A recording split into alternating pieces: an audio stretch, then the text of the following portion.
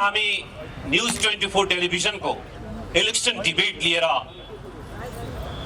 यो 21 गते हुन गइरहेको निर्वाचनको र हरेक निर्वाचनमा सधैँ केन्द्रमा चर्चामा रहने झापा जिल्लामा आइपुगेका छौं। झापा जिल्लाको पनि क्षेत्र नम्बर 5 जसलाई अहिले इलेक्सनको एपिसेन्टर भनिएको छ, यहाँ आइपुगेका छौं र यहाँका उम्मेदवारहरूलाई हामी प्रश्न गर्नेछौं। जनताको माझमा जो मतदाता हुनुहुन्छ उहाँहरूकै अगाडि राखेर उम्मेदवारहरूसँग हामी बहस गर्न गइरहेका छौं। कुनै पनि नेता जो राजनीतिक नेतृत्व हो, लोकप्रिय नेता हो, ऊ जनताको माझ उपस्थित हुन कहिल्यै डराउनु हुँदैन, धकमकाउनु हुँदैन। यसैगरी कुनै पनि नेता ऊ राजनीतिक दलको नेतृत्व हो, यदि लोकप्रिय छ भने कुनै पनि जनताको प्रश्नबाट ऊ भाग्नु हुँदैन। यसकारण फागुन 21 गतेको निर्वाचनमा प्रधानमन्त्री बन्छु भनेर दाबी गर्नेहरू बीच डिबेट हुनुपर्छ भन्ने बहस निकै चल्यो। उहाँहरू बीच बहस हुनुपर्छ र उहाँहरूले आफ्नो एजेन्डा हामीलाई बताउनु पर्छ भन्ने मतदाताहरूको माग थियो। त्यो मतदाताहरूको मागमा सञ्चार माध्यमले सहजीकरण गर्नुपर्छ भन्ने उहाँहरूको माग थियो। तर आफ्नै मतदातासँग मत माग्न जान सक्ने तर मतदाताका लागि प्रश्न सोध्ने मिडिया सामु फेस गर्न नसक्ने नेतालाई हामीले कसरी चिन्ने? यो यहाँका मतदाताको जवाब र यहाँका मतदाताको पर्सि 21 गते हुने मतदानबाट नै निर्णय हुनेछ। आज हामी झापा जिल्लाको क्षेत्र नम्बर 5 मा कुरा गरिरहँदा यो निर्वाचनमा अघिल्लो प्रतिनिधि सभा हठात रूपमा 23 र 24 गतेको जुन किसिमको आम नरसंहार र देशी डढाउने काम भयो त्यसको प्रतिफल स्वरूप बन्यो हठात रूपमा विघटित प्रतिनिधि सभाका कारण समयभन्दा अगावै आएको छ। यसकारण यो एक्सिडेन्टल इलेक्सनका लागि मतदाता तयार थिएनन्, तर तयार हुनुपर्ने अवस्था आएको छ। कसैले यसलाई ती कलिला बालबालिकाहरूलाई मार्नलाई सजाय दिनुपर्छ भनेर एजेन्डा बनाइरहेका छन्। कसैले यसलाई देश डढाउनेहरूलाई दण्डित गर्नुपर्छ भनेर एजेन्डा बनाइरहेका छन्। यो महासंग्राम हो। हाम्रो विधि पद्धति प्रणाली तय गर्ने यो इलेक्सन हो। त्यसकारण हामी सम्पूर्ण मतदाता एकजुट हुन जरुरी छ, समयभन्दा अगावै आए पनि। यसकारण यो झापा 5 मा आज हामीले यो बहसका लागि यहाँ उम्मेदवारी दिनुभएका सम्पूर्ण उम्मेदवारहरूलाई निम्ता पठाएका थियौं र उहाँहरू निम्तालाई सम्मान गर्दै यहाँ सबै त उपस्थित हुनु भएन। यहाँ प्रमुख दलका प्रमुख उम्मेदवारहरू उपस्थित हुनुभएको छ। तर दुःखका साथ भन्नुपर्छ, यही प्रक्रिया अन्तर्गत निम्ता पठाइएको राष्ट्रिय स्वतन्त्र पार्टीका वरिष्ठ नेता एवं यस झापा क्षेत्र नम्बर 5 का उम्मेदवार बालेन्द्र साहब बालेन भने यहाँ उपस्थित हुनुभएको छैन। यदि यहाँ यो कार्यक्रम 1-1.5 घण्टा चल्दा चल्दै उपस्थित हुनुभयो भने उहाँका लागि हामीले खाली कुर्सी सुरक्षित राखेका छौं। उहाँ आएर बस्नुहुनेछ र यहाँको मतदाताको प्रश्नको जवाब दिनुहुनेछ भन्ने अपेक्षा हामी सञ्चार माध्यमले गरेका छौं। उहाँको कुर्सी खाली छ, तर बाँकी उम्मेदवार जो जनता फेस गर्न तयार हुनुहुन्छ उहाँहरू यहाँ उपस्थित हुनुहुन्छ। जनताको प्रश्न र जनता फेस गर्न तयार यहाँहरू सबैजनालाई म ससम्मान स्वागत गर्न चाहन्छु। यहाँ उम्मेदवारको रूपमा नेकपा एमालेका अध्यक्ष एवं पूर्व प्रधानमन्त्री केपी शर्मा ओली उपस्थित हुनुहुन्छ। यसैगरी नेपाली कांग्रेसका तर्फबाट मन्थरा चिवरिया उपस्थित हुनुहुन्छ। यसैगरी नेपाली कम्युनिस्ट पार्टीका तर्फबाट रञ्जित तामाङ उपस्थित हुनुहुन्छ। यसैगरी नेकपा माओवादीका तर्फबाट सञ्जय राई उपस्थित हुनुहुन्छ। यसैगरी राष्ट्रिय प्रजातन्त्र पार्टीका तर्फबाट लक्ष्मीप्रसाद समरोला उपस्थित हुनुहुन्छ। हामीले अन्य उम्मेदवारहरूलाई पनि बोलाएका थियौं, उहाँहरू आउनु भएको छैन। आउनुभयो भने समयभित्र आउनुभयो भने हामी उहाँहरूलाई स्थान दिनेछौं, नभए आउनुभएकोहरूलाई ससम्मान स्वागत गर्ने कुराको सुरुवात गर्न चाहन्छु। पूर्व प्रधानमन्त्री केपी शर्मा ओलीबाट, अध्यक्षज्यू, यो निर्वाचन यहाँले सरकार प्रमुखका रूपमा राम्रो भूमिका खेल्नु भएन। त्यति धेरै बालबालिकाहरूलाई मार्ने काम गर्नुभयो। त्यसकारणले भोलिपल्ट देश चल्यो र संगठन र संसद विघटन भयो। त्यसकारण यो निर्वाचन हो भनेर अहिले भनिराखिएको छ। के भन्नुहुन्छ?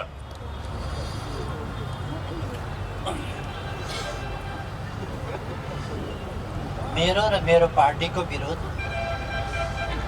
गएको भाद्र 23-24 पछि मात्रै भएको होइन।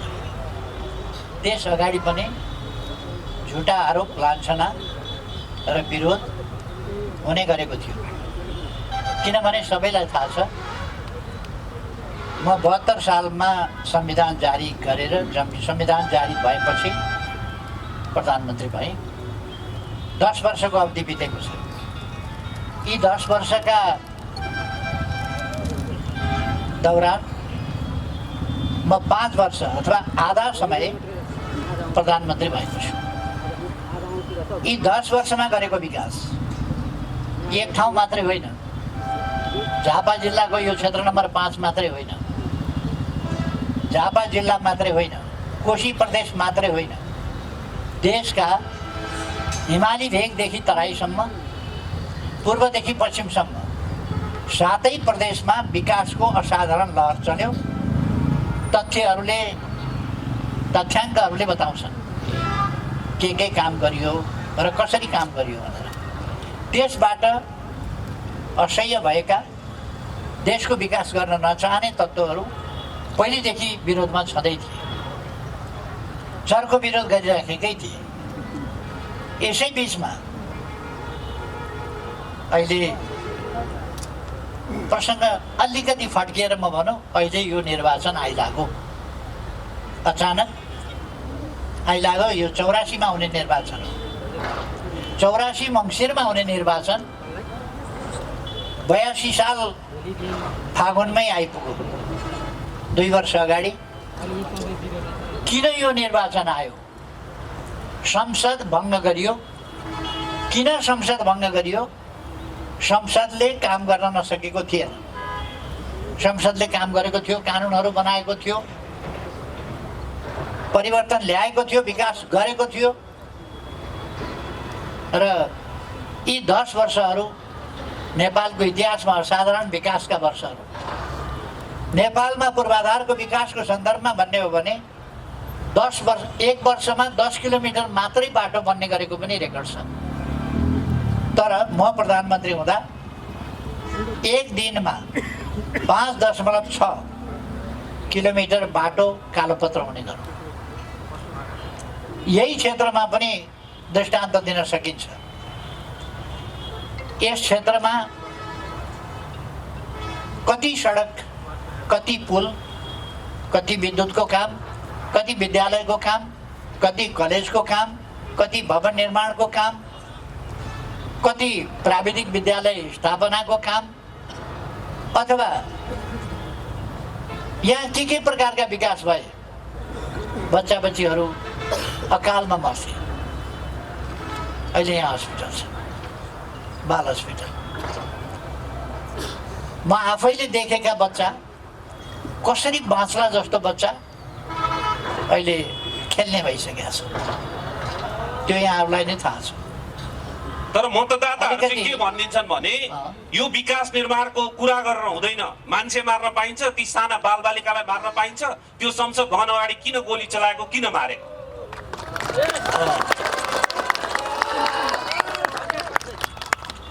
नबुझ्ने पनि धेरै पो हुनु रहेछ। कुरो नबुझिकन ट्याक बाँध्ने पनि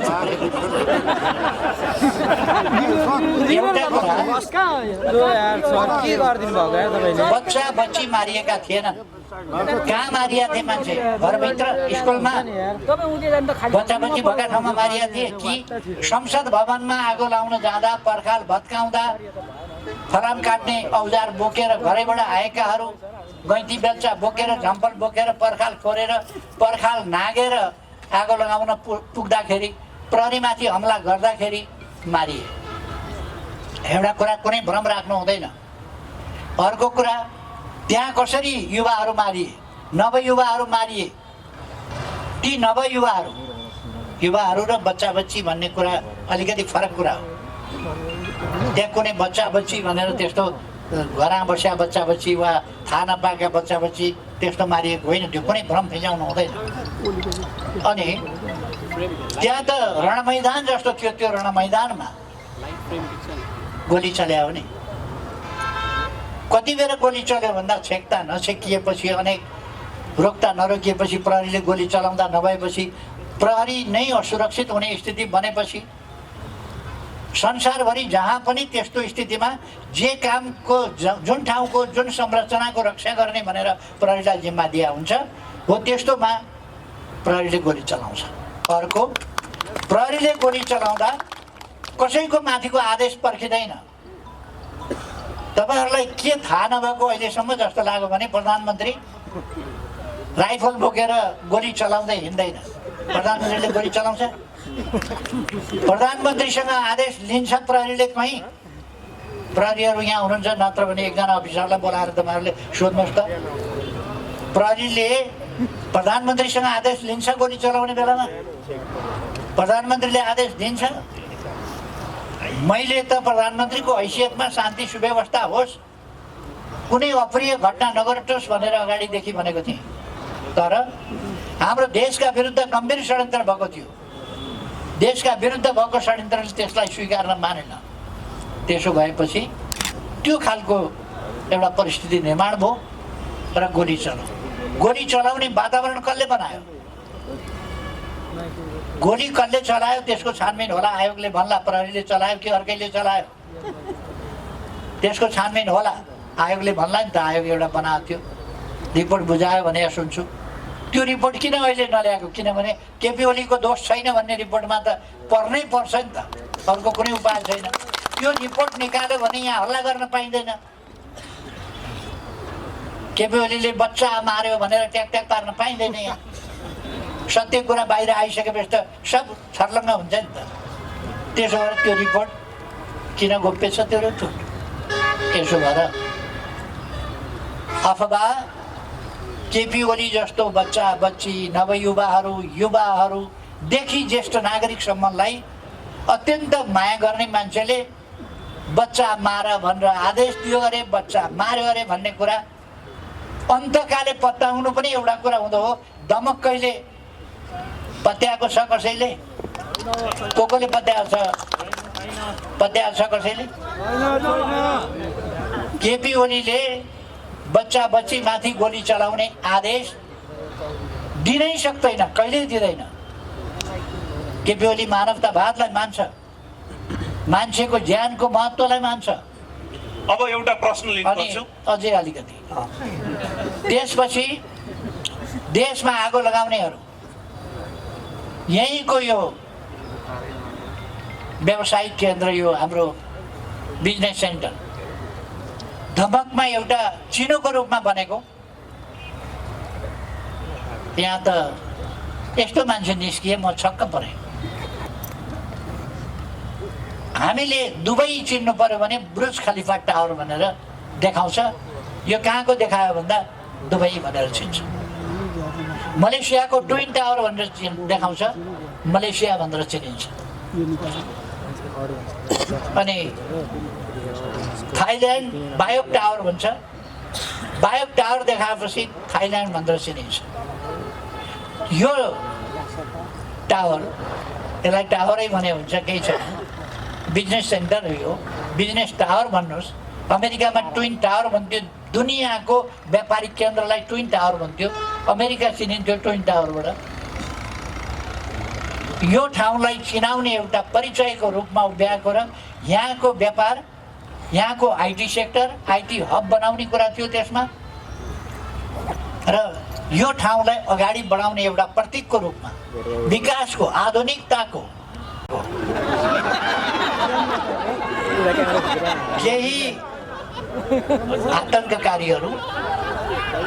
केही आतंककारीहरू हमला गर्न कोसिस गर्दै थिए। त्यस्तोमा मलाई सुरक्षा दिएर त आधुनिक बन्दुक बोकेर आर्मी बसेको थियो। म यहाँबाट हट्दिनँ भन्ने हो भने तिनीहरूले हमला गर्दाखेरि गोली चलाउनु पर्थ्यो। त्यहाँ 19 होइन 1900 मान्छे मर्थे कि कति मान्छे मर्थे। त्यसकारण म प्रधानमन्त्रीको हैसियतले भिडन्त गरेर सुर्याइ देखाउन भन्दा ठाउँ सरेर बस्नु उपयुक्त थियो। त्यसकारण म केयरटेकर प्राइम मिनिस्टर थिएँ।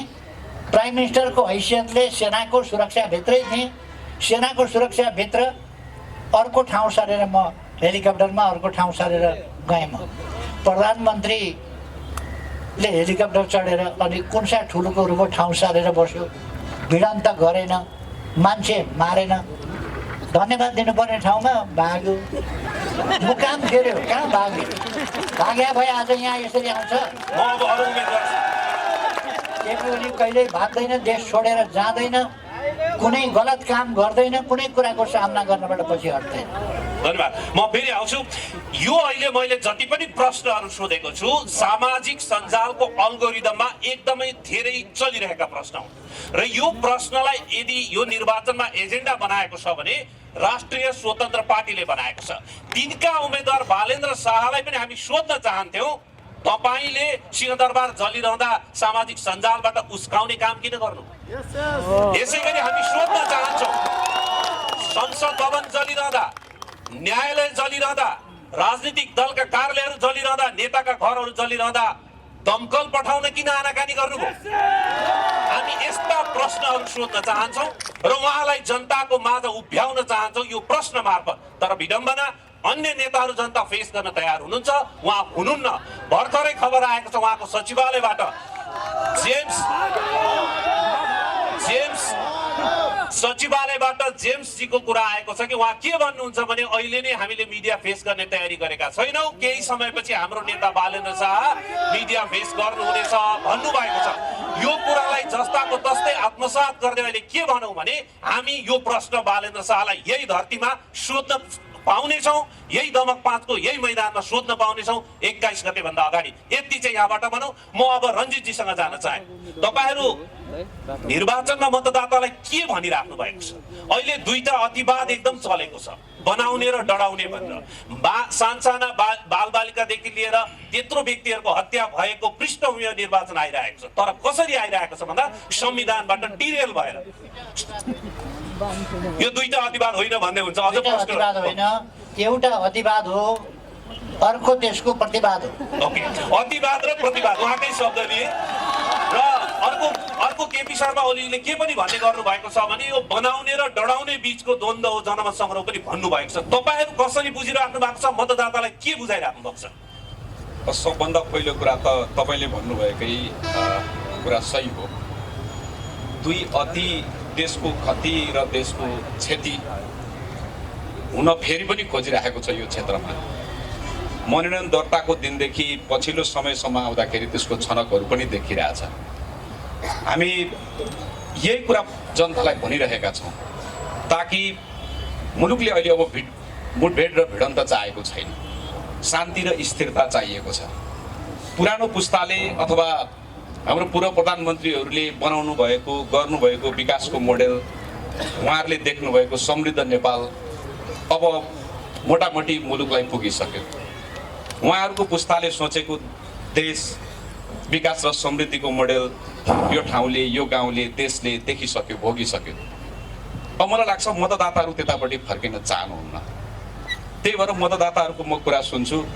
अब धेरैले अब भत्ता खानेतिर जानुपर्छ, सत्तातिर युवाहरू जानुपर्छ भनेको म सुन्छु। त्यो हिसाबमा हेर्दाखेरि जस्तो यो निर्वाचनको बेलामा जस्तो हामी देखिरहेका छौँ यो स्वाभाविक निर्वाचन होइन र यो स्वाभाविक निर्वाचन होइन भने यो अस्वाभाविक कसरी भयो? मैले बुझेको के हो भने एउटा राजनीतिक नेतृत्वले राज्यका कुनै पनि संयन्त्रले गरेका सम्पूर्ण कुराहरूको जस र अबजसको भागीदार हुनुपर्छ। जिम्मेवार र जवाफदेही प्रशासन भनेको त्यो हो, सरकार भनेको त्यो हो। तर केपी ओलीले बच्चा मार्दैन भन्ने कुरा भनिराख्नु भएको छ। त्यसै गरी प्रधानमन्त्रीले गोली चलाउँदैन भन्ने कुरा गरिराख्नु भएको छ र आदेश पनि दिँदैन, एकजना प्रहरी अधिकृतलाई ल्याएर सोधे पनि हुन्छ। यो कुरा चाहिँ यो चाहिँ सर्वसाधारण जसले पोलिटिक्स र राज्यको चेन अफ कमान्ड बुझेको छैन उसको लागि भनिने कुरा हो। जसले पोलिटिक्स बुझेको छ, संविधान बुझेको छ, सरकार बुझेको छ, सत्ता बुझेको छ, संसारभरिको प्रचलनहरू बुझेको छ, प्रणाली बुझेको छ, उसको लागि चाहिँ यो हास्यास्पद कुरा हो। तपाईँ ब्याङ्क डुब्यो भने ब्याङ्कको सिइओले जिम्मा लिन्छ कि म्यानेजरले जिम्मा लिन्छ? कुनै पनि इन्स्टिट्युसनको कुनै पनि ओह्रालो यात्रा भयो भने त्यसको नैतिक जिम्मेवारी उसले भन्ला कि मैले घोटाला गरेको हो र मेरो ब्याङ्कको म्यानेजरले गरेको, उसलाई दोष देऊ न भनेर एउटा ब्याङ्कको अथवा कुनै एउटा इन्स्टिट्युसनको प्रमुख उम्किन पाउँछ? नैतिक जिम्मेवारी लिनुपर्छ कि पर्दैन? नैतिक जिम्मेवारी लिनुपर्छ नि। अब त्यस्तो कुरा मान्छेले यो कुरा भन्नुपर्छ कि यो कुरा साँचो उहाँले गरेको होइन, उहाँले होइन। तर देशको संविधानले के भन्छ भने देशको कार्यकारी प्रमुख, हेड अफ द एक्जिक्युटिभ भनेको प्राइम मिनिस्टर हो। त्यो प्राइम मिनिस्टरको कुर्सीले भन्नुपर्छ। हामीले केपी ओलीको जवाब खोजेको होइन नि। उहाँप्रति व्यक्तिगत हिसाबले हाम्रो सम्मान छ, उहाँलाई धेरै भन्नु पनि हामीलाई छैन। तर के भने त्यो समयमा प्रधानमन्त्रीको कुर्सीले जवाब दिनुपर्छ। प्रधानमन्त्रीको कुर्सीमा को थियो? एबीसीडी जो भए पनि उसले नैतिक जिम्मेवारी लिनुपर्छ।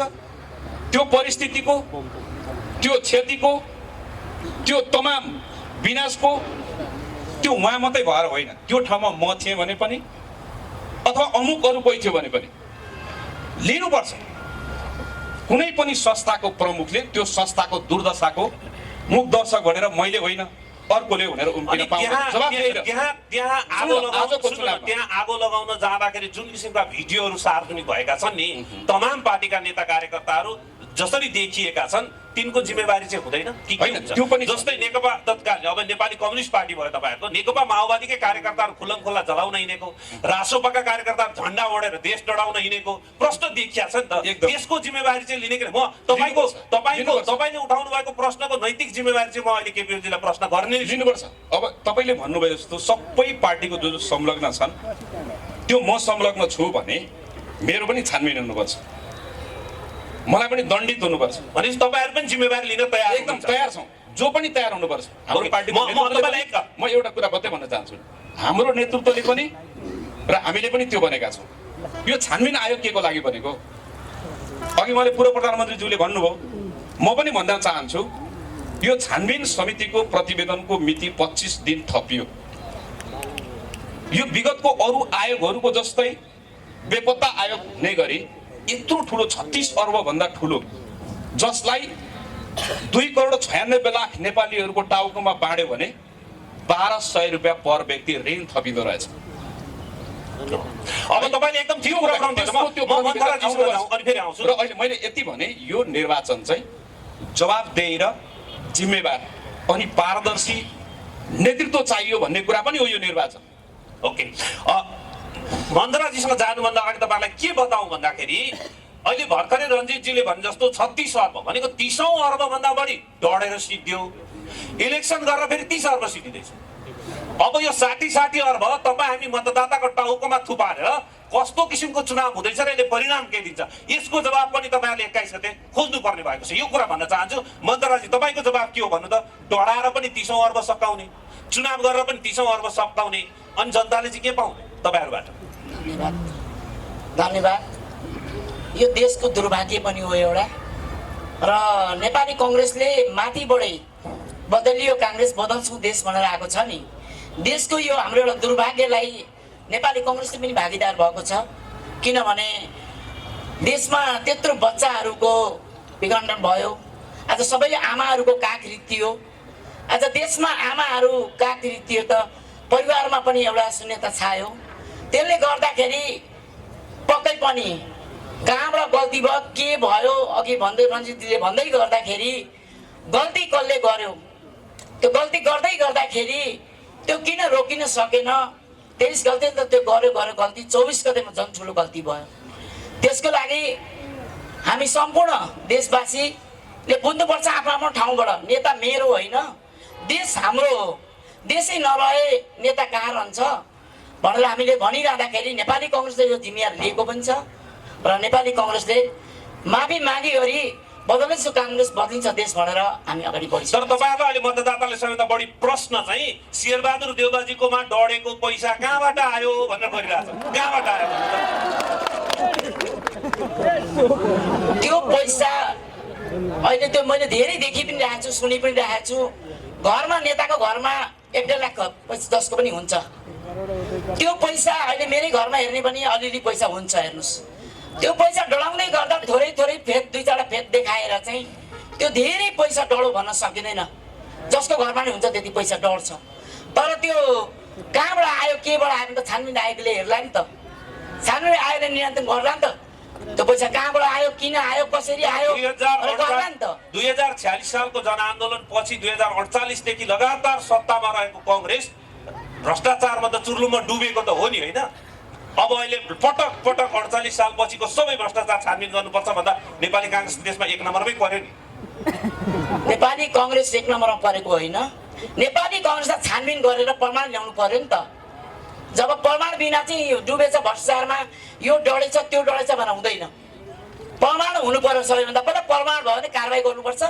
कारबाही हाम्रो पार्टीले पनि हामीले आफैले कारबाही गरेका छौँ, परिवर्तन गरेर आयौँ नि त, युवा परिवर्तन गऱ्यौँ नि त, जिउँदो काङ्ग्रेस भयो नि त। अब मरेको दास र लासको पार्टी त होइन नि त, यो त परिवर्तन भयो नि त। आज मैले पनि टिकट पाएँ त, यहाँ महिलाहरूले देशभरि 11 जना महिलाले टिकट पायो, युवाहरूले पाए। 165 क्षेत्रमा 106 जना त हामी सबै नयाँ आयौँ। किन भन्दा देश परिवर्तन भएको हो नि त। यो देश परिवर्तन नभएको भए त हिजोकै नेता ल्याउँथ्यौँ होला।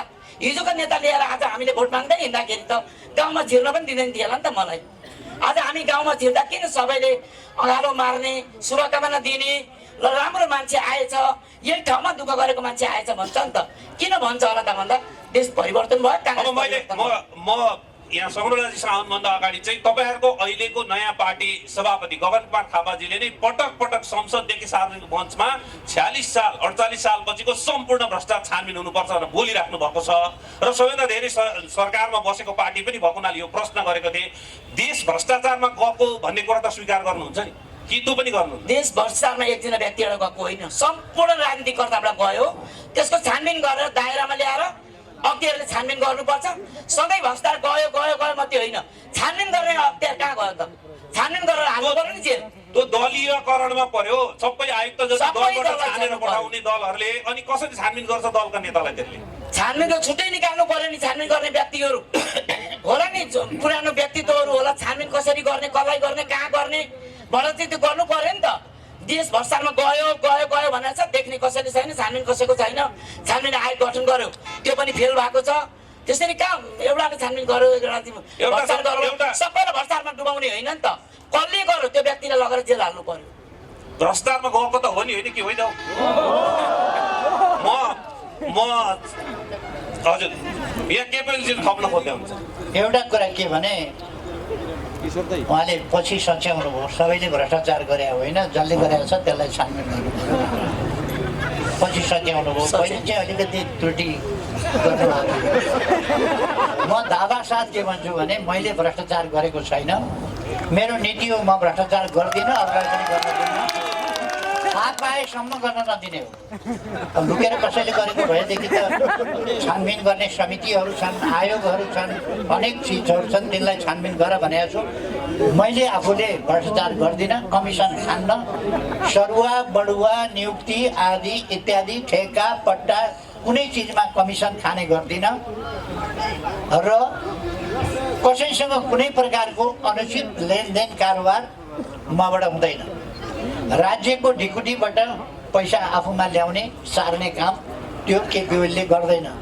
यो क्षेत्रका जनताले उहिलेदेखि जान्नुहुन्छ, अहिलेसम्म पनि जान्नुहुन्छ। त्यसकारण म गर्दिनँ भन्ने कुरा र सबै नेताले गर्छन् भन्ने कुरा होइन।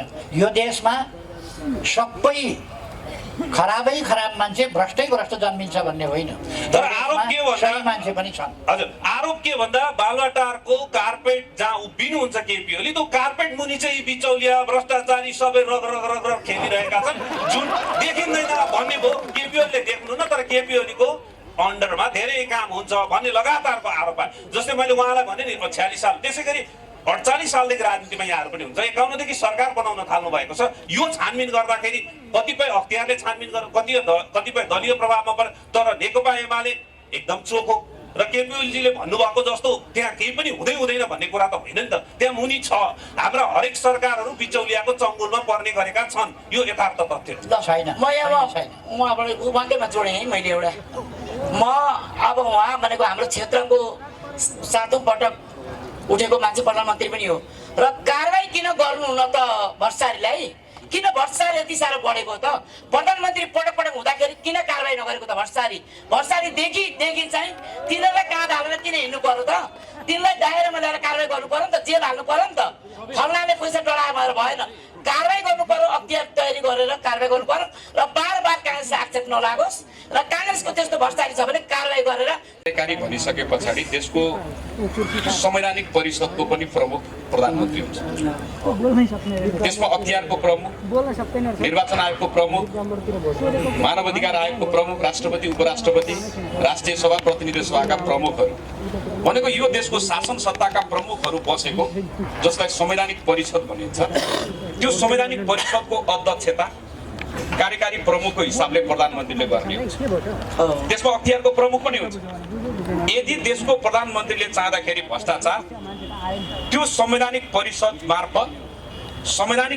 मार्फत प्रधानमन्त्रीले भ्रष्टाचार सम्बन्धी अनेकौं फाइल र अनेकौं प्रकारका भ्रष्टाचारका मुद्दाहरूलाई, काण्डहरूलाई चाहँदाखेरि 24 घण्टामा 24 वटा फाइल पल्टाउन सक्छ। उहाँको पालोमा भएन एउटा कति भने नि कुरा गर्नु चाहिँ एउटा कुरा हो। अहिलेका प्रधानमन्त्रीले के भन्नुभएको थियो, प्रधानमन्त्री हुनुभन्दा ठिक्क अगाडि भने भ्रष्टाचार नियन्त्रण ठुलो कुरा होइन, 5 दिनमा गर्न सकिन्छ, 5 दिनमा गरिदिन्छु, गफै त हो, सन्धि भन्छन् क्या, 5 दिनमा गर्छु भन्नुभयो। र नेपाली जनताले उहाँहरूले चलाएको सरकार पनि देख्दैछन्, अब 21 गतेसम्म होला देख्दैछन् के भइरहेको छ भने एउटा कुरा, संवैधानिक परिषदमा मानव अधिकार आयोगको प्रमुख पनि हुँदैन, अख्तियारको प्रमुख पनि हुँदैन।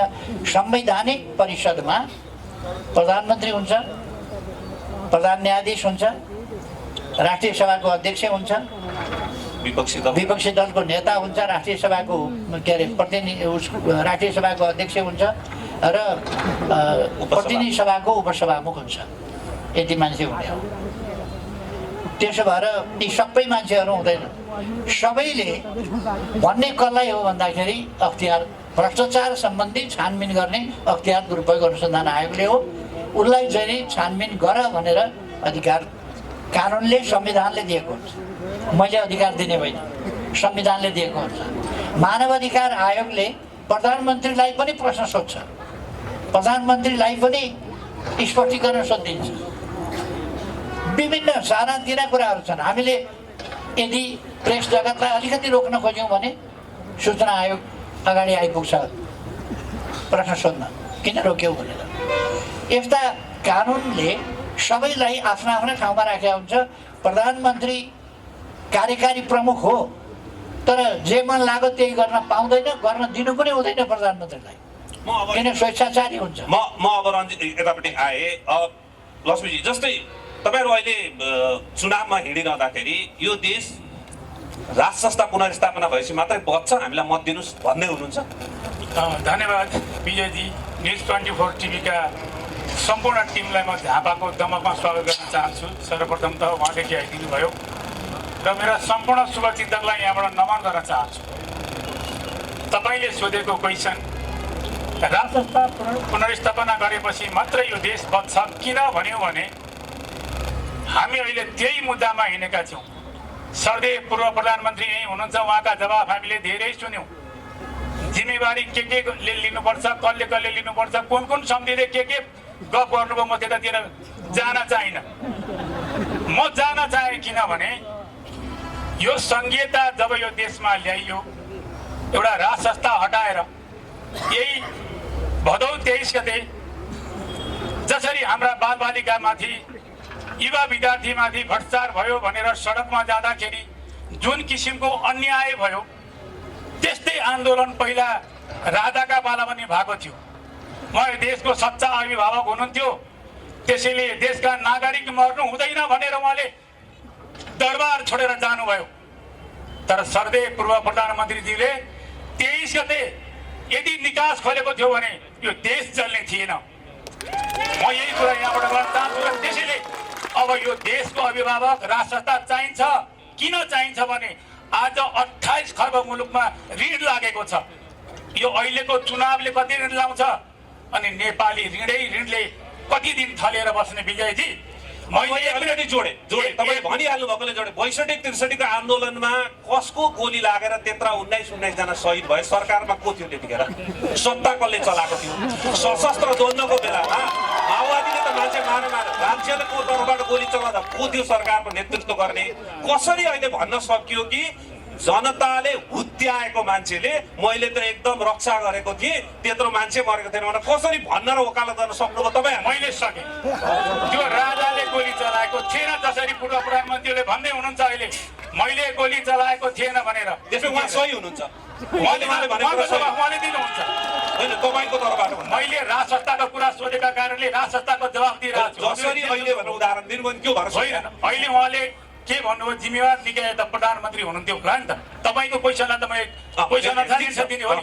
यहाँले सोध्नु भएको राज संस्थाको कुरा सोधिरहनु भएको छ किन आवश्यकता भयो किन देश बच्छ होइन मैले मान्छे मरेको विषयमा सोधेको कि त्यतिखेर 62-63 आन्दोलन त्यत्रा मान्छे मर्दा को थियो सत्तामा एकलौटी नेतृत्व भएको संसद विघटन गरेर कसले चलाइरहेको थियो अनि त्यत्रो सशस्त्र द्वन्द्व हुँदा माओवादी तर्फबाट जति मरे त्यति नै अर्को तर्फबाट मर्दा को थियो त्यो भन्नेको जवाब खोजेको त्यो तपाईँको जवाब त जसले आएर त्यसपछि सरकार चलायो त्यो देशका राजाले राजगद्दी त्यागेर गएको त सबै जनताले देखाएको छ एकदम मजासँग देखाएको छ नि हुत्याएको पनि हो जसले जसरी हुत्याओस् उहाँ भाग्नु भएको त होइन नि उहाँलाई ससम्मान यो देश बच्छ भने मैले कुर्सी छोड्नुपर्छ भन्नुभएको देश छोड्नुपर्छ भन्नुभएको छैन उहाँले राजगद्दी त्याग्न तयार हुनुभएको हो यदि 23 गते पूर्व प्रधानमन्त्रीज्यूले निकास खोजिदिनु भएको भए 24 गतेको नगरसभा हुन्थ्यो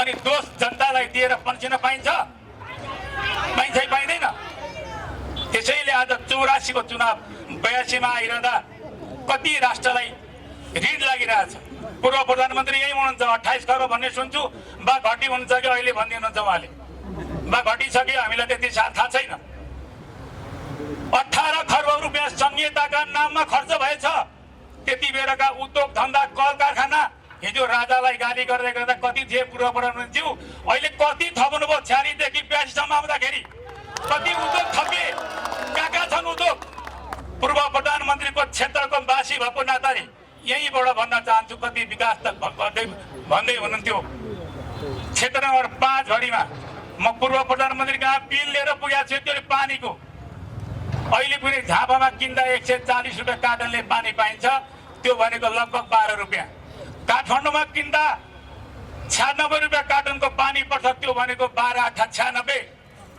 हामीले गर्मीको बेला पसिना चुहाउँदै यहाँका मजदुरले 25 रुपियाँ बोतलले पानी किनेर खानुपर्छ ए पूर्व प्रधानमन्त्रीज्यू 46 सालदेखि 82 सालसम्म आउँदा दमकका तपाईँको क्षेत्रभरिमा कति ठाउँमा सार्वजनिक पानी खाने ठाउँ राखिदिनु भएको छ जसले चिसो पानी पिउन सक्छ आवेश जनताको त्यतिकै होइन अघि धेरै बच्चा बचाएको छु भन्नुभयो उहाँले सार्वजनिक रूपमा यहीँबाट बोल्न चाहन्छु पूर्व प्रधानमन्त्रीज्यू मैले दर्जनौं मान्छे मेरा पैसाले ज्यान बचाएर ल्याएको छु चाहनुभयो भने यही उभ्याइदिन्छु म यही सार्वजनिक अब तपाईको भनाइको के बुझौँ भने यो जम्मै समस्याको समाधान राज संस्था आएपछि हुन्छ तपाईहरुले भन्न खोजेको त्यसो हामीले अनावश्यक खर्च घटाउने कुरा गर्यौं राज संस्था भनेको अहिले जसरी हामीले कति खर्च संहिताका नाममा गरिरहेका छौं सबैलाई थाहा छ मुख्यमन्त्रीदेखि मन्त्रीज्यूहरू चुनाव जितेर गएका भोलिपल्टदेखि करोडौंका गाडी होइन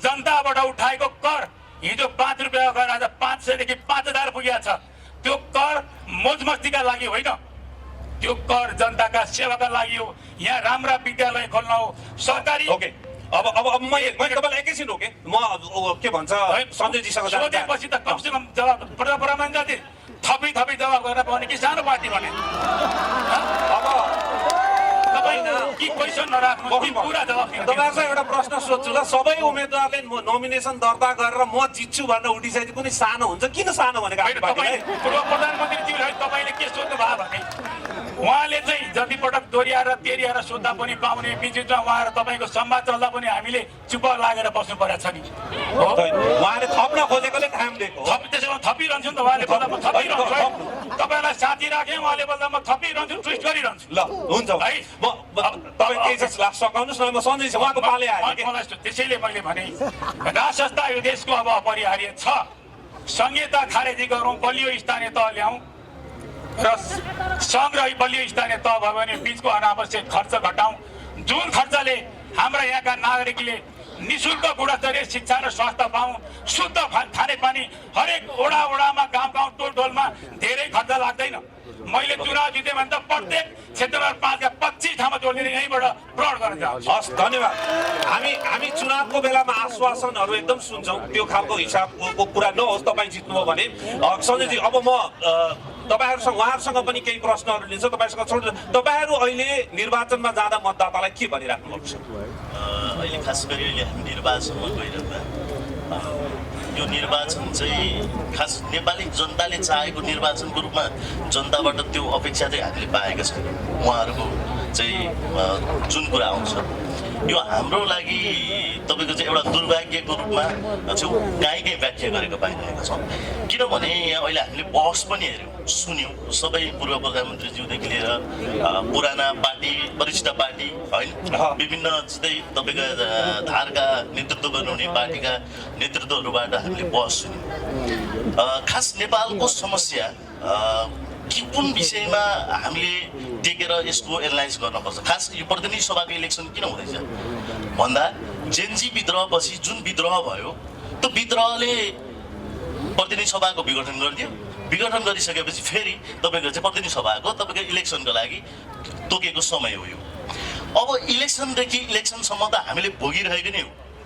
यो निरन्तरतामा आउने चुनाव पनि होइन, आकस्मिकतामा आएको चुनाव हो। यो चुनाव किन भइरहेको छ, जेनजी विद्रोह किन भयो, खास गरी बुझ्नुपर्ने पाटो यहाँनिर छ र मतदाताहरूले पनि यही विषय चाहिँ उठाइराख्नु भएको छ। अब हाम्रो मागहरू हामीले साँच्चै नेपालमा बसेर रोजगार पाउँछौँ त, स्वास्थ्य, शिक्षा, सारा कुरा हामीलाई राज्यले ग्यारेन्टी गरिदिन्छ नि त।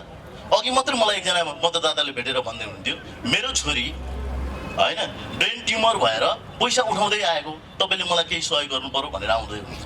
यो समस्या यत्रो व्याप्त समस्या किन रह्यो त? यो समस्या आउनुको कारण के हो त? फेरि हामी इलेक्सनमा छौँ। फेरि त्यसो हुँदाखेरि हामीले भनेको के थियौँ भने हामीले 2072 सालमा संविधान जारी हुँदै गर्दा यो अपुग्ता छ। जनताको निम्ति संविधान बनेन, जनताको अधिकार सुनिश्चित गर्ने संविधान बनेन। यहाँ केही थान मान्छेहरूलाई सुरक्षित गर्नका लागि यो संविधानले एउटा आफ्नो कामहरू अगाडि गरेको देखिन्छ।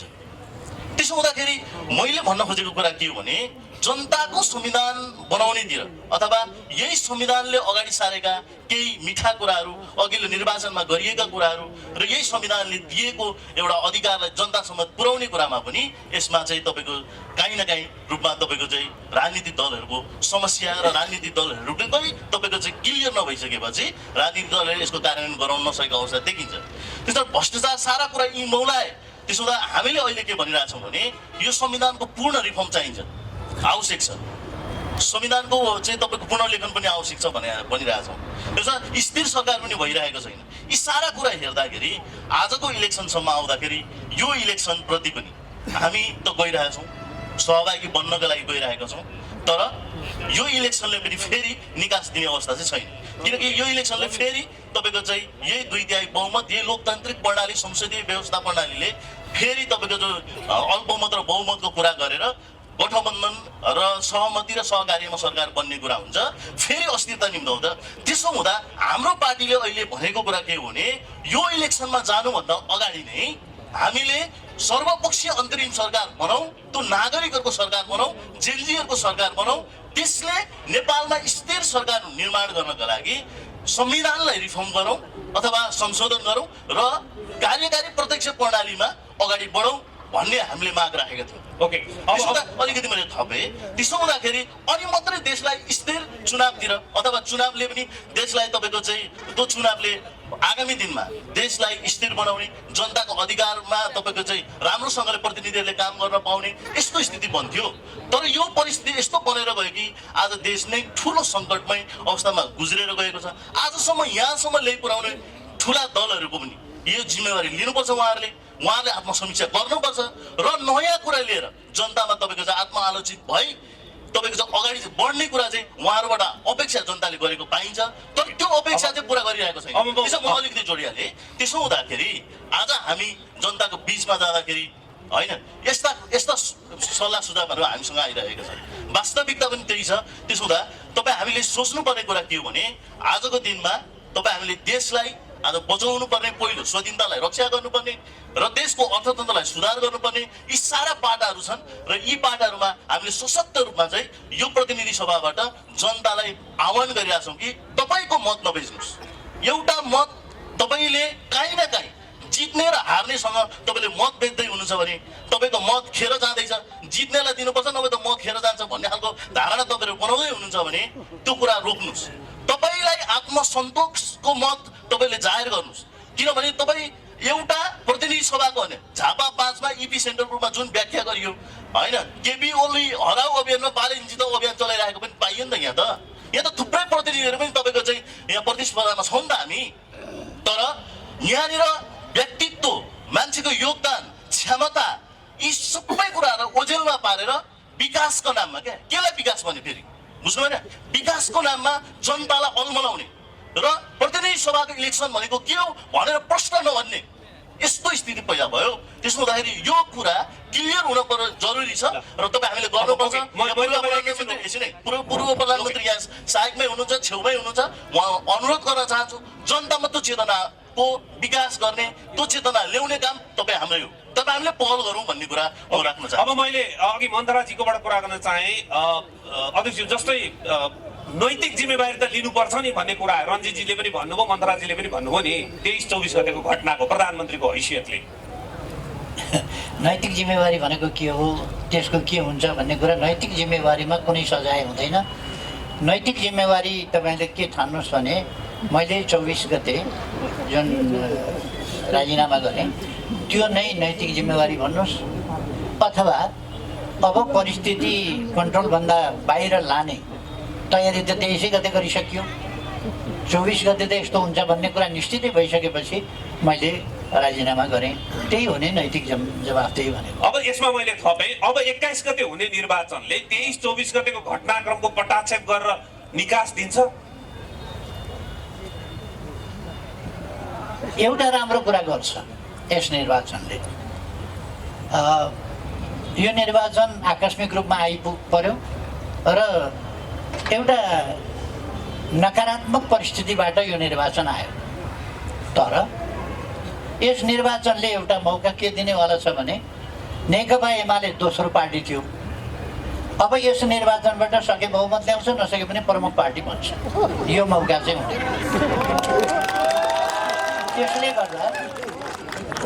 त्यसले गर्दा देशमा एउटा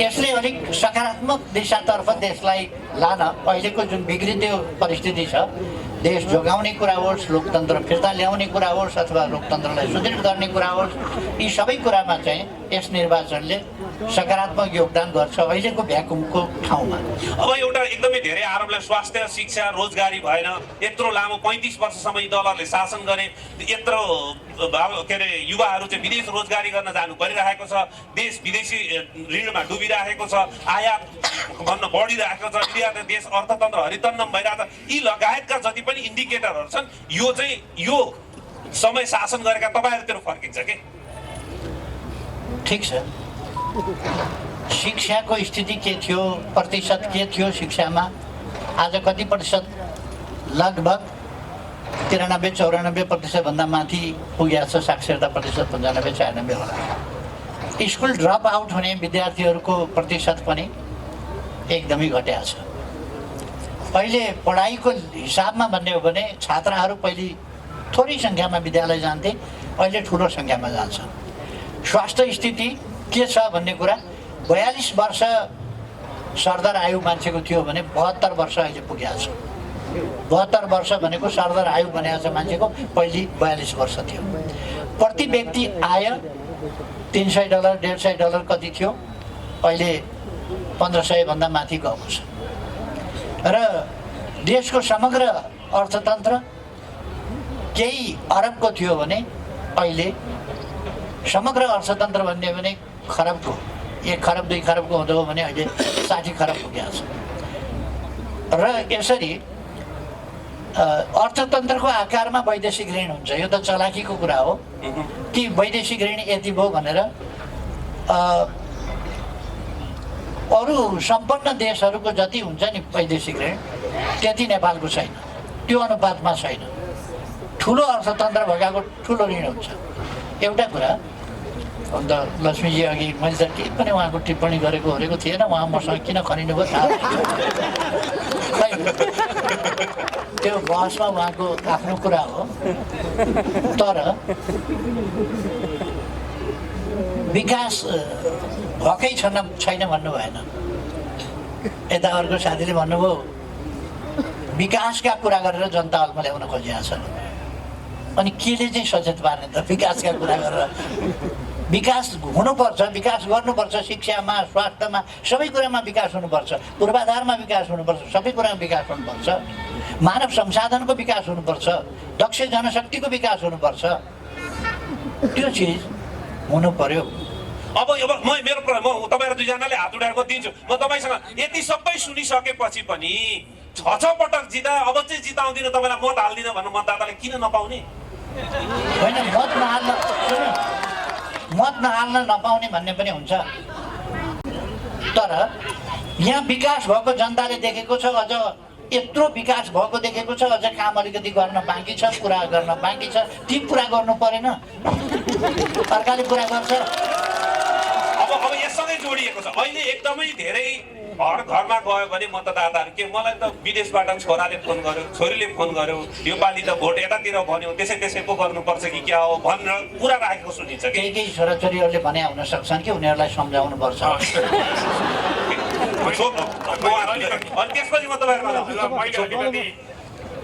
पूर्व प्रधानमन्त्रीज्यूको कुरामा जवाब दिन चाहेको त होइन।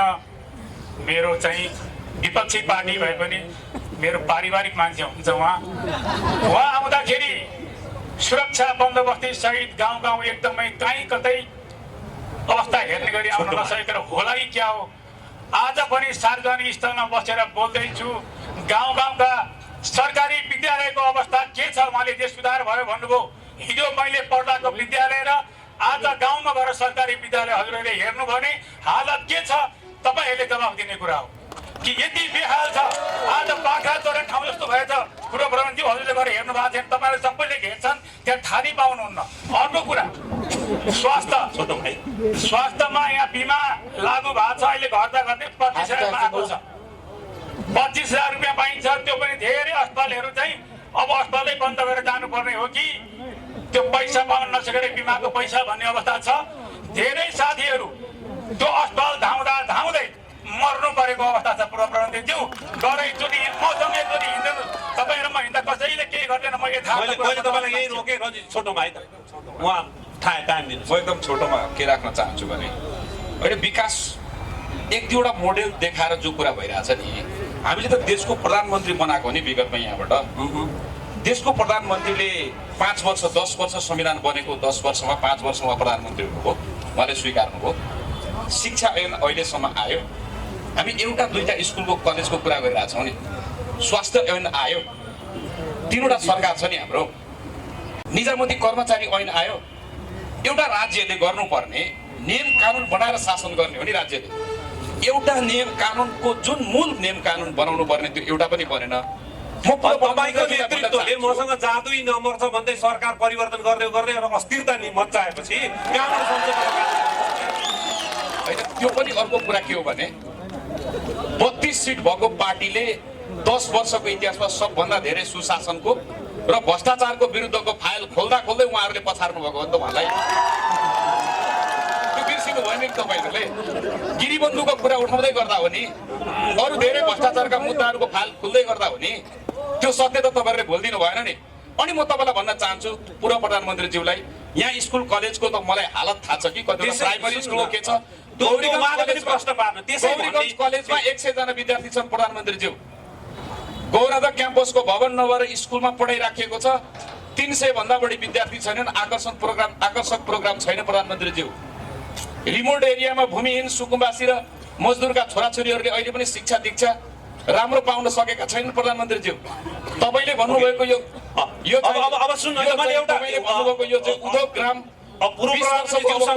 सुन्नु न रञ्जितजी, पूर्व प्रधानज्यूसँग प्रधानमन्त्रीज्यू तपाईँले भ्यू टावर बनाउनु भयो गौरीगञ्ज गौरादको तल्लो बेल्ट यहाँ माथि चपेटीमा कहिलेकाहीँ साथीहरू यसो हावा खान जानुहुन्छ त्यहाँ फोन लाग्दैन तपाईँले यत्रो भ्यू टावर बनाउनु भयो यहाँ टेलिफोनको टावरको कुरा छ जनताको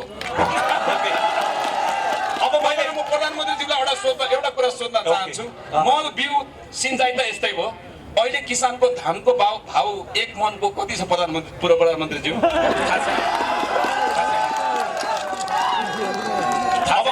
अब मैले खालि तपाईँलाई के भन्न खोजेको भने तपाईँले अघि भनिरहँदाखेरिको कुरामा चाहिँ तपाईँहरूको पार्टीले पनि जोसँग पनि मिलेर सरकारमा जम गरिराख्ने कारणले गर्दा पनि अप्ठ्यारो निम्त्यो कि त्यसको जिम्मेवारी तपाईँहरूले आफू जस्तै राम्रो छ कि आफू जस्तै सुध्रेको बदलेको छ कि भनेर अरूलाई विश्वास गर्नु हाम्रो गल्ती हो र अनि भन्दाखेरि कसम खाँदाखेरि धोका दिएपछि हाम्रो हो र ठिक छ 2074 मा सत्तो सराप गर्ने फेरि 79 मा आउँदा मिलिजाने नेकपा एमाले सरकारमा जाने काङ्ग्रेससँग मिल्ने सरकारमा राष्ट्रपासँग मिल्ने सरकारमा जाने जोसँग तयार हुने उसकै परे अब यो निर्वाचनको लागि पनि पछिको लागि पनि तयार भएन यो खालको अस्थिरता तपाईँहरूको नेतृत्वबाट ल्याए तपाईँ दोषी हुनुहुन्न होला तपाईँहरूको नेतृत्वबाट पनि आयो कि भन्न म यस्तै म उहाँसँग पनि लिन्छु तपाईँहरूको शासन सञ्चालनको पद्धति छ नि म्युजिकल चेयर केपी ओली शेरबहादुर प्रचण्ड फेरि दुईजना मिलो फेरि केपी ओली फुत्त बाहिर फेरि दुईजना फेरि केपी ओली र शेरबहादुर अर्को फुत्त बाहिर यो म्युजिकल चेयरले पनि जनता त वाक्क भकाउने किन त्यसो अरूले पनि सरकार बनाए हुन्छ नि त किन नबनाए कसले रोकेको थियो र सरकार बनाउनु त रोकेको थिएन अब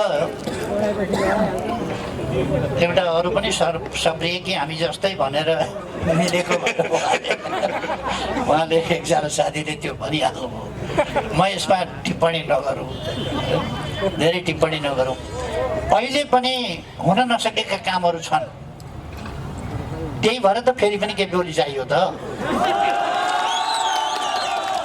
अहिले पनि पुरा गर्न बाँकी कामहरू छन् विद्यालयहरू अहिले पनि बनाउन बाँकी छन् केही बनाइए दम क्याम्पस हेर्नुहोस् बनाइयो अरू विद्यालयहरू बनाइएका छन् हस्पिटलहरू बनाइएका छन् दमकमा यतिको अहिले 1500 को चाप मैले हिजो मात्रै गएर हेरेँ म त्यहाँ हिँड्दै थिएँ मलाई अलिकति टाउको भारी भए जस्तो लाग्यो हस्पिटलको अगाडि पुगेँ म हस्पिटलको अगाडि पुगेपछि म हस्पिटलभित्र पसेर ब्लड प्रेसर चेक गराएँ कहीँ ब्लड प्रेसरले हस्पिटलै अगाडि पुगिसकेको छु भने किन नजाउँ भनेर त्यसमा पनि यसो प्रश्न उठाएको जस्तो पनि मैले कता कति सुने अब हस्पिटल नगएर के 21 गतेसम्म ब्लड प्रेसर केही भयो भने हस्पिटल नजाने 21 गतेसम्म त हस्पिटलै जान नपाएर बिमारी भयो भने त हस्पिटल जानु परेन ब्लड प्रेसर चेक गर्न हस्पिटल पसेँ चेक गराएँ मैले मान्छे किन हस्पिटलभित्र पस्यो अनि प्रेसर ठिक छ कि छैन जाँच्न कहाँ जाने त उहाँको घरमा जाने कसको घरमा जाने अब मैले त्यसो भएर हामीले एउटा स्थिरताका लागि विकासका लागि सुशासनका लागि र मैले भन्ने गरेको छु समृद्ध नेपाल सुखी नेपालीका लागि यो हामी सबैको नेपाल समृद्ध होस् भन्ने हामी सबैको आकाङ्क्षा हो र सबै नेपाली जनता सुखी हुन् भन्ने हाम्रो आकाङ्क्षा हो एउटा कुरा अमेरिका जस्तो सम्पन्न देशमा पनि सडकमा गरिब मात्रै होइन भिखमङ्गाहरू छन्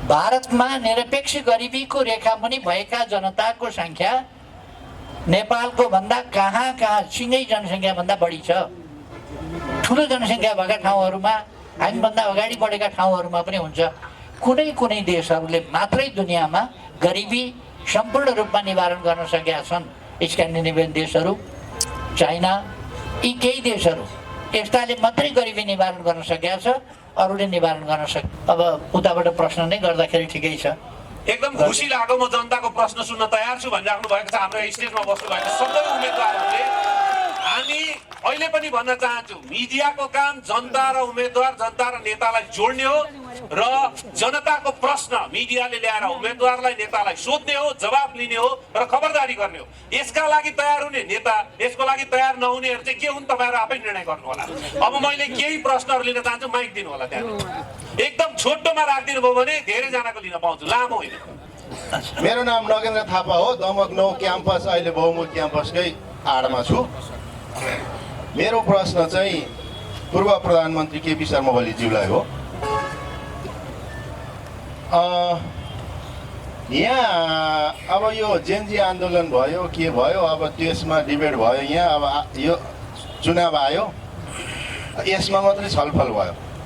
चुनाव आयो यो शताब्दीमा, अब सायद सबैलाई थाहा छ कसलाई रोज्नुपर्ने, कसलाई दिनुपर्ने, के गर्नुपर्ने अब उहाँहरूको मनमा थाहा छ। त्यस कारणले त्यो 22 गतेदेखि बक्सा घोप्याएर गर्न थालेपछि त्यो थाहा भइहाल्छ। म यहाँ गाली गर्नु फेरि खडा भएको होइन, म सबैलाई सम्मान गर्छु, माया पनि गर्छु। प्रश्न राख्दिनँ सिधै। मेरो प्रश्न के छ भने नि, भ्यू टावर बनाउनु भयो, केही विकासहरू गर्नुभयो, ठिकै छ।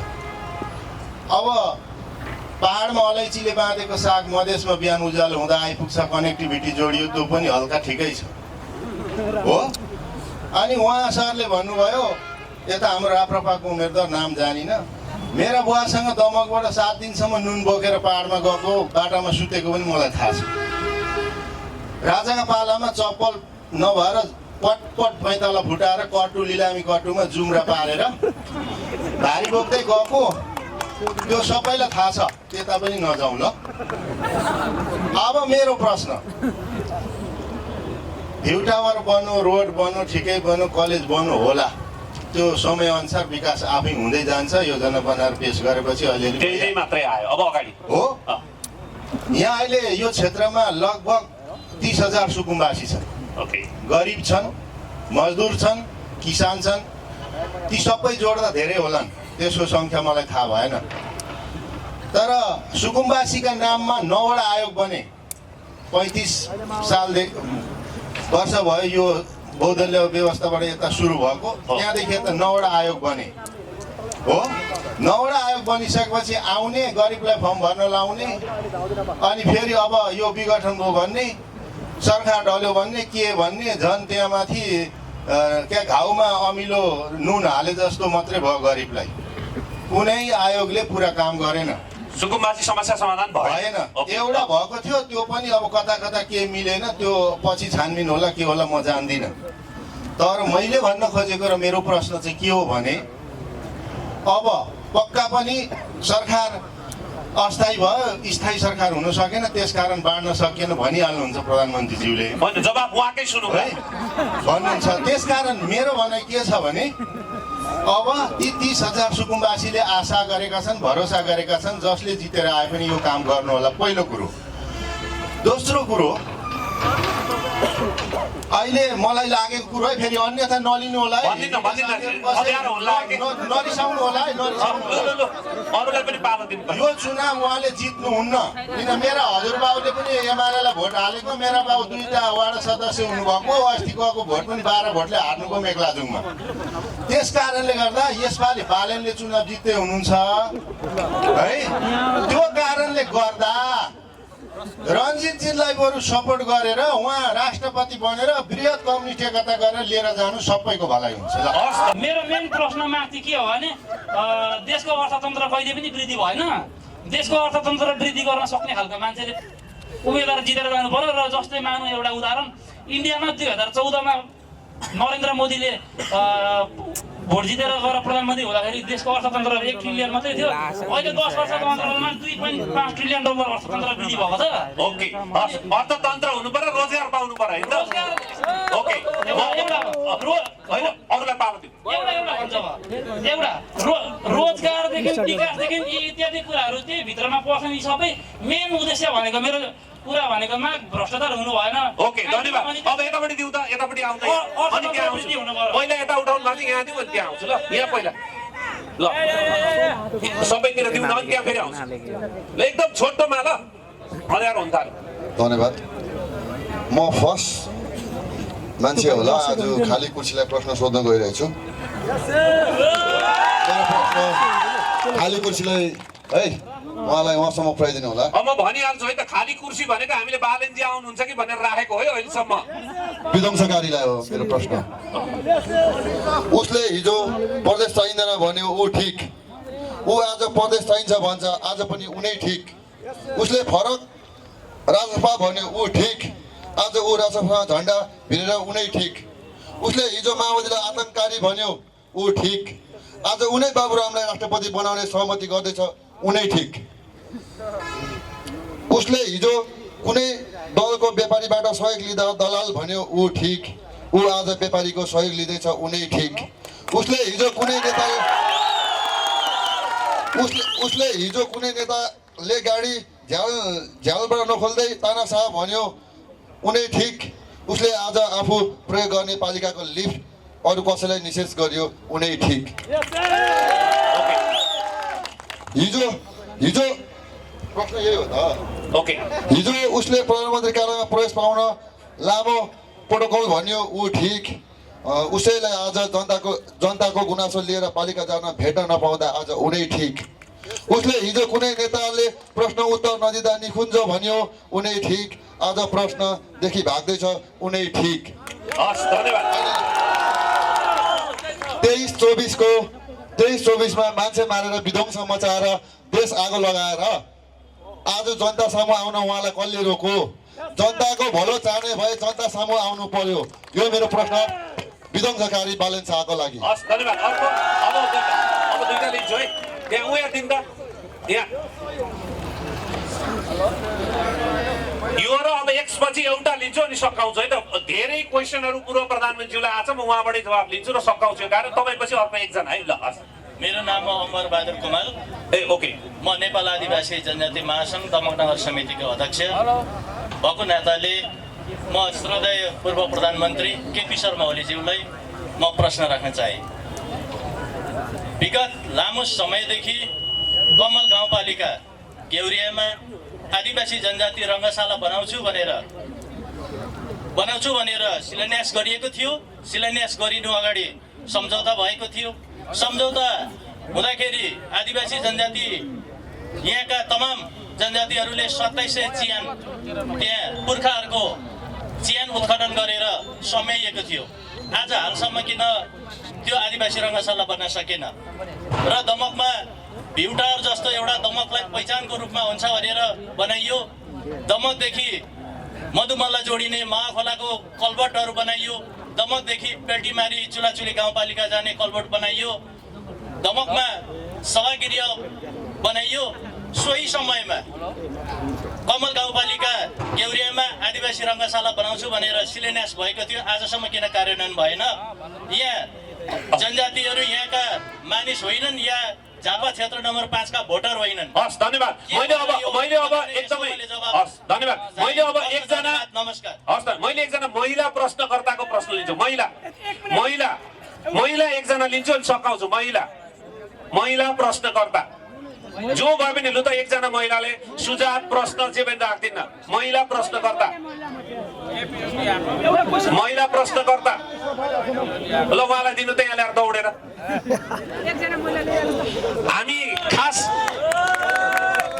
हामी समयको कारणले भन्दा पनि यो अँध्यारो हुन लागेको कारणले गर्दा कार्यक्रमलाई अलिक चाँडो छोट्याउन खोज्दैछौँ। हस्, धन्यवाद। सम्पूर्णमा मेरो नमस्कार। विध्वंस मचाएर देशमा यस्तो आतंक भइरहँदाखेरि जनताको सामु दमक 5 मा भोट माग्न आउँदै गर्दाखेरि यत्रो कुर्सी खाली हुँदाखेरि पनि बालन शाहको उपस्थिति रहेन भने हामीले कसरी विश्वास गरेर भोट दिनु? हाम्रा जनताहरू अब सचेत हुनुहुन्छ। यत्रो विकास भएन। यो मैले क्वेसन सुन्दै गर्दा विकास भएन। विकास भनेको फुत्ता आउने चिज होइन, क्रमशः हुन्छ। नेपालमा विकास भनेको यहाँको आम्दानी अनुसारको विकास अहिले भइरहेको छ। दार्चुलामा गएर हेर्नु, हिजो हिँड्न नसक्ने मान्छेहरू, भारी बोक्ने मान्छेहरू आज गाडीमा सागसब्जी बेचेर जीविकापार्जन गरिराख्नु भएको छ। झापामा पानी खान पाइएन। 5 नम्बरमा कहाँ छ सार्वजनिक सिँचाइको त्यो पानीको व्यवस्था भन्ने क्वेसन सुने। यत्र पानीको ट्याङ्की नै बनाइदिनु भएको छ केपी शर्मा ओलीले। अनि किन चाहियो हामीलाई बजार धन्यवाद। म केपी शर्मा ओलीज्यू तर्फै फर्के। केही प्रश्नहरू आएका छन् र यहाँ पटक मत हालियो भन्ने खालको कुरा पनि गर्नुभयो र चुनाव जित्नुहुन्न भन्ने खालको कुरा पनि गरियो। तर केही साथीहरूले फेरि किन भनेर पनि उहाँहरूले अर्थ्याउनु पनि भएको छ। तपाईँलाई नै सहयोग पुग्ने गरी पनि आफ्नो धारणा राख्नु भएको छ र उहाँहरूले धेरैजनाले चाहिँ एउटा खाली कुर्सीलाई प्रश्न गर्नु भएको छ। त्यो खाली कुर्सीको प्रश्न म अहिले डिल गरौँला। यहाँलाई अहिले उठेका केही प्रश्नको छोटो जवाब। हजुरबाको पालाभन्दा अगाडिदेखि भात खाने गर्नुभएको थियो, खाइराख्नु भएको छ।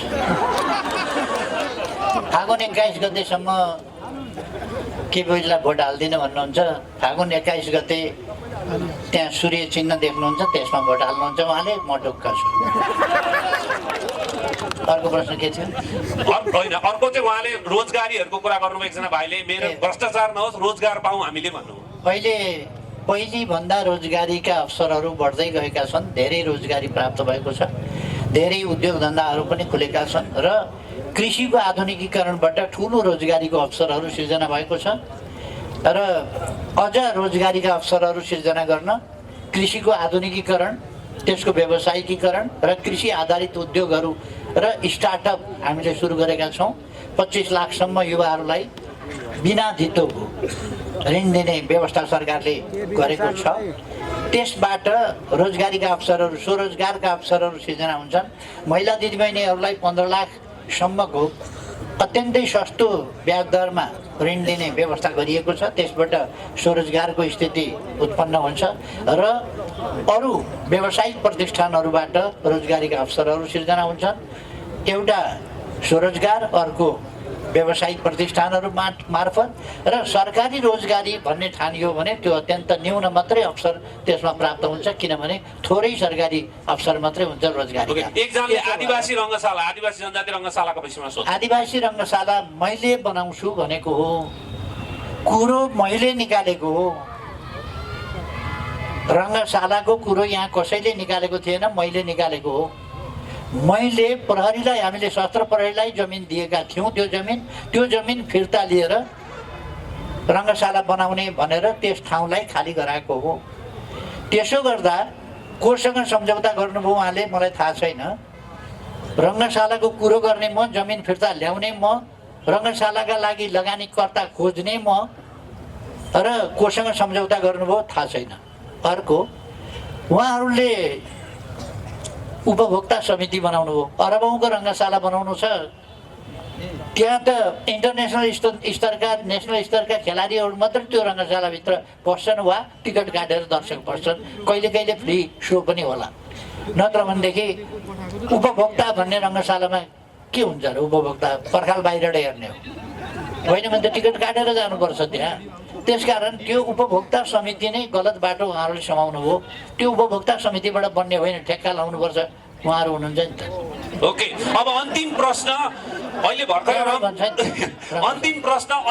रङ्गशालाको सबै काम मैले गरेको हो भन्नुभयो नि।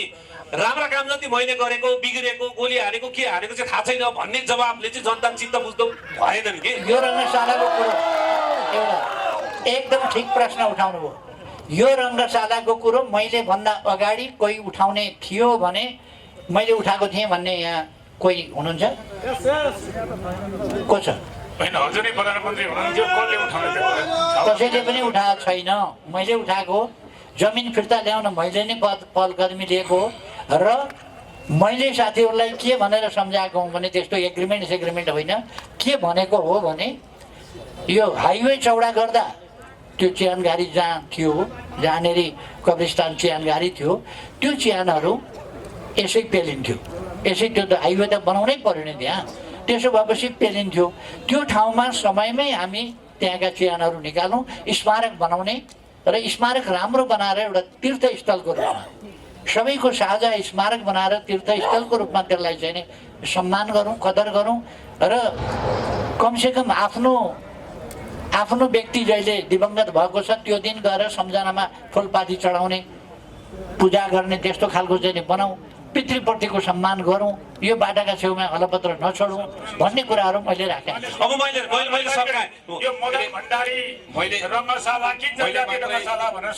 मात्र 30 सेकेन्डमा के भनेको हो भने पूर्व प्रधानमन्त्रीजीलाई उहाँको त्यत्रो पवित्र इच्छा, चाहना, आकांक्षा हुँदै पनि अहिलेसम्म बनेन। कतिपल्ट जितेर कतिपल्ट प्रधानमन्त्री हुँदा बन्छ भनेको हो क्या? यो रङ्गशाला अब सकौँ अब अहिले एक शब्दमा मात्रै जवाफ दिनुपर्छ। उहाँको एकजना भूमिहीन सुकुम्बासीले भन्नुभयो नि 20 वर्ष 30 वर्ष भयो भनेर भोट हाल्दै आयो औँलामा ठेला उठो भन्नुभयो नि। ठिक छ। कतिपल्ट जितेर कतिपल्ट प्रधानमन्त्री यसको जवाब भएपछि दिन्छु। धनीपूर्जा पाउँछौँ हामीले भनेको हो क्या। ओके, दुईटा कुरा आयो, एउटा रङ्गशाला, अर्को सुकुम्बासीलाई कतिचोटि ठेला उठेपछि भनेको त्यसको सम्झाउँछ उहाँको जवाब। त्यसको नामको पनि कुरा जनजातीय रङ्गशाला हिजो भनिरहँदा आज नाम चेन्ज भएको छ। उहाँको क्वेसन त्यो होइन तपाईँको? अहिले जनजाति रङ्गशालै भइसक्यो। होइन, एउटा कुरा के हो भने नामको पछाडि कुद्न खोजिया होइन। रङ्गशाला बनाउँदा एउटा राष्ट्रिय विभूतिको हैसियतमा भएको व्यक्तित्व, साझा व्यक्तित्व मदन भण्डारीका नामबाट बनाऊ भन्ने मेरो प्रस्ताव थियो। तर त्यसमा विरोध भयो। त्यो पछि रङ्गशालै बनाउन दिँदैनौँ भनेर नेपाली कङ्ग्रेस र माओवादी पार्टीले रङ्गशाला बनाउन व्यवधान गरेपछि केही ठाउँमा गएर उहाँले भाषण गर्नु पार्टीले होइन अब नेताहरू नै आएर भन्नुभएको छ। तथ्य सच्याउन के चाहन्छु भने कुनै पार्टीले होइन, त्यहाँ 2700 जसको चियान थियो, जसको पितृको चियान थियो, त्यो परिवारले चाहिँ हामीले चियान त्यस अर्थमा खन्न दिएका हौँ जहाँ एउटा पवित्र परिवारको त्यहाँ चियान छ, हुन्थ्यो भन्ने हिसाबले शेरबहादुर देउवाजीको परिवारको त्यहाँ चियान छ। अब मैले प्रश्न पार्नु, उहाँले प्रचण्ड परिवारको भनेर होइन नि, आम जनताको भावना र संस्कार बुझ्यो अपमान सही छ जनतालाई। बुझ्यो रञ्जित यो भड्काउनै पर्दैन तपाईँले। कुरो के हो भने सुन्नुहोस्, यहाँ कुरो के हो भने पहिले मैले मदन भण्डारी रङ्गशाला बनाऊ भन्दा सहमति नै थियो। पछि त्यहाँ मान्छेले मदन भण्डारीका नाउँमा अब यो राजनीतिक विरोधको कारणले मदन भण्डारीका नाउँमा हुँदैन भनेपछि आदिवासी जनजाति रङ्गशाला बनाऊ भने। आदिवासी जनजाति रङ्गशाला बनाऊ भन्दाखेरि त्यो त मैले थाहा पाउनु पर्यो नि, मैले थाहा पाउनु पर्यो। मैले आदिवासी जनजाति रङ्गशाला बनाउने भनेर अहिलेको नीति कार्यक्रम बजेटमा आएको कुरा यहाँलाई थाहा छ कि छैन? अब मैले ठिक छ, भएको छ भने धन्यवाद। उहाँले धन्यवाद भनिसक्नु। मैले अन्तिम प्रश्न अघि उठेको पनि थियो। अब सुकुम्बासीहरूले ठेला उठ्ने गरी भोट चाहिँ हालिराख्नुपर्ने साथसाथमा कहिले लाल पूर्जा नपाउने भन्ने प्रश्न जुन उठ्यो नि, र अब त्यसमा चाहिँ तपाईँको जवाब के हो? अघि प्रश्नकर्ताले नै के भन्नुभयो भने यो प्रश्नकर्ताले पहिलोपल्ट सरकार बन्यो 51 सालमा, त्यस बेला आयोग बनाएर 68,000 धनी पूर्जाहरू बाँडियो या विभिन्न ठाउँमा धनी पूर्जाहरू बाँड्न सुरु गरिएको थियो। धनी पूर्जा बाँड्न सुरु गरेपछि कसले सरकार ढाले म भन्दैन, सरकार ढालियो, त्यो त्यत्तिकै भयो। बाँडेको धनी पूर्जा चलन चल्तीमा आउन दिएन सुकुम्बासीहरूलाई। बाँडेको धनी पूर्जा रद्द गरियो, रोक्का गरियो, त्यसलाई अगाडि बढ्न दिइएन। त्यसपछि अर्कोपल्ट सरकार बन्यो, फेरि आयोग बनाइयो, फेरि अगाडि बढाइयो, फेरि सरकार ढालियो। उहाँले अघि भन्नुभयो नि सरकार ढालिहाल्छन् बन्न दिएन भनेर भन्नुहुन्छ भनेर, भएकै त्यही हो त। अस्ति हामीले आयोग बनायौँ धनी पूर्जा, यहाँ महारानी झोडामा मैले आएर कति 45वटा कतिवटा धनी पूर्जा वितरण गरे हौँ। त्यसपछि तुरन्त अब सरकार ढाल्नेतिर गइगयो, सरकार ढाल्यो, अनि नयाँ सरकारले आयोग खारिज गर्यो। हामी अदालत गएर मुद्दा लडेर फेरि आयोग फिर्ता ल्याएका छौँ। अब अगाडि बढ्छ। हस्, धेरै धन्यवाद। जनताको सवाल फेस गर्नका लागि जनता माझ नै उपस्थित हुनुहुने यहाँहरू सम्पूर्णलाई एकदमै हार्दिक नमन र धन्यवाद छ। सधैँ जनताकै माझमा यसै गरी रहनु होला, जनताको प्रश्नको जवाब दिइरहनु होला। तर यही जनताको माझमा आज हामीले यहाँका सम्पूर्ण उम्मेदवारहरूलाई जसरी उहाँहरूलाई निम्ता गरेका थियौँ त्यसै गरी निम्ता गर्दाखेरि आज बालेन्द्र शाह यहाँ उपस्थित हुनु भएन। उपस्थित हुनुहुन्छ कि भन्दा हामीले कुर्सी पनि राख्यौँ तर उपस्थित हुनु भएन। उहाँले जनताको सवाल र जनता माझमै बसेर यही मैदानमा जवाब दिनुहुनेछ कुनै दिन, यो 21 गतेभन्दा अगाडि भन्ने हामीले विश्वास दिएका छौँ। न्युज 24 टेलिभिजनले विश्वास दिएको छ। यो कार्यक्रममा यहाँहरू सक्रिय रूपमा उपस्थित भइदिनु भयो, त्यसको लागि एकदमै धेरै धन्यवाद छ। यो कार्यक्रम